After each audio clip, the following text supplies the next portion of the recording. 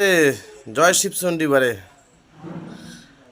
মুই কইলে দোষ মুই কইলে একটা মহাভারত অশুদ্ধ হয়ে গেল উচিত কথা কয়ে দিছু আর তোমরা লাদালা কলকাতাত বসে কন সেলা মহাভারত অশুদ্ধ না হয়। দেখো তো তোমরা কি করলেন দেখো। বাংলাদেশি হাটাও দেশ বাঁচাও। বন্ধুরা, মেঘালয়ে খেলা শুরু হয়ে গেছে। অবস্থাটা দেখুন, মেঘালয়বাসী বাংলাদেশিদেরকে কিভাবে বিদায় করছে।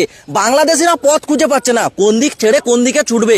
আর এটা পশ্চিমবঙ্গ মানুষের দেখা উচিত, কারণ আমাদের পশ্চিমবঙ্গ হচ্ছে বাংলাদেশিদের হাব। সব থেকে বেশি সংখ্যায় বাংলাদেশি আমাদের পশ্চিমবঙ্গে, অথচ দেখুন মেঘালয় থেকে তাদেরকে কিভাবে সবকিছু ছেড়ে পালাতে হচ্ছে। এই ভিডিওটা পশ্চিমবঙ্গের প্রতিটা মানুষকে শেয়ার করুন, যাতে এটা দেখে বুঝতে পারে। আমরা কিন্তু কোনো জাতি বিরোধী মানছি না হই।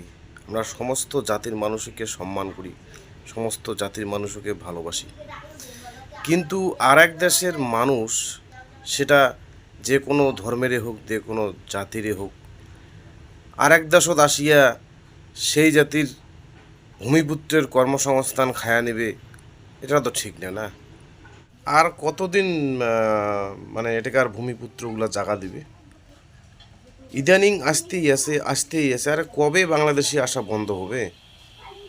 ভারত সরকার আর পশ্চিমবঙ্গ গভর্নমেন্টের ভোটের খেলা না খেলায়া এটাকার ভূমিপুত্রগুলোর অবস্থা পরিস্থিতি বোঝা দরকার। এই উত্তরবঙ্গ আজকে সেই যুগ থেকে, ভারতবর্ষ স্বাধীন হওয়ার পরের থেকে বাংলাদেশে আসতে আসতেই ভরে গেছি। আর কতদিন সহ্য করবে আমরা? আরে তোমরা ভোট নেবেন, পরিস্থিতি তো বোঝা লাগবে না এটাকার লোকের। আজকে এটাকার লোক ভুটান, জয়পুর, কেরালা ছাড়া উপায় নাই, এমন একটা পরিস্থিতি হয়ে গেছে। এই পরিস্থিতিগুলো বোঝা দরকার গভর্নমেন্টের।